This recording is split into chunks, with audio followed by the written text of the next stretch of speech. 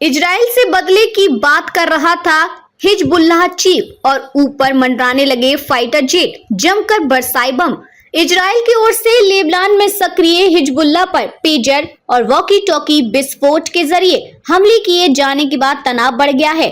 हालात ऐसे हैं कि गाजा में जंग के बीच अब लेबनान का मोर्चा भी इजराइल के लिए पूरी तरह खुल चुका है। अब तक लेबनान में सक्रिय हिजबुल्लाह की ओर से उस पर छिटपुट हमले ही हो रहे थे, लेकिन अब चीजें बदल गई हैं। हिजबुल्लाह ने इन हमलों का बदला लेने की बात कही है, तो वहीं इजराइल भी लगातार हमलावर है और सीधी जंग छिड़ गई है। इजराइल की सेना ने बताया कि हिजबुल्लाह के 100 रॉकेट लॉन्चर्स को तबाह कर दिया है।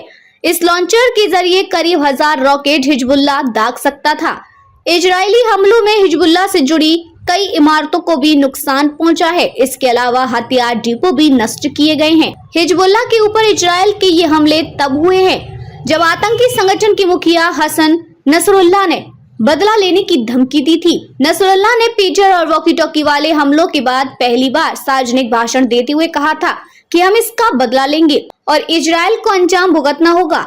डिवाइसेस के फटने से 37 लोगों की मौत हुई है, जबकि 3000 लोग घायल हुए हैं। वहीं इजराइल पीछे हटने को तैयार नहीं है। इजरायली रक्षा मंत्री योआव गैलेंट का कहना है कि हम युद्ध के नए चरण में प्रवेश कर चुके हैं।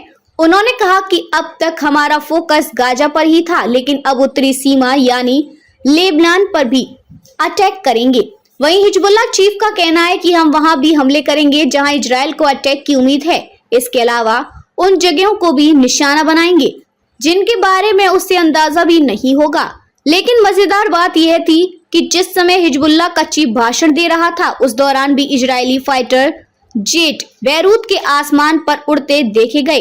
हिजबुल्लाह को भी हमास की तरह ही ईरान का समर्थन हासिल है।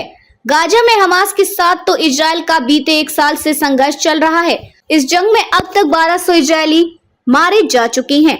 अब 36,000 के करीबी फिलिस्तीनियों की भी अब तक मौत हो चुकी है। अब यह संघर्ष कई देशों तक फैलने की आशंका है। इसकी वजह यह है कि इजराइल ने ईरान तक में घुसकर हमले किए हैं और हमास के कमांडर तक को मार डाला। यही नहीं, हिजबुल्लाह के भी एक नेता को बैरूत में मार गिराया था।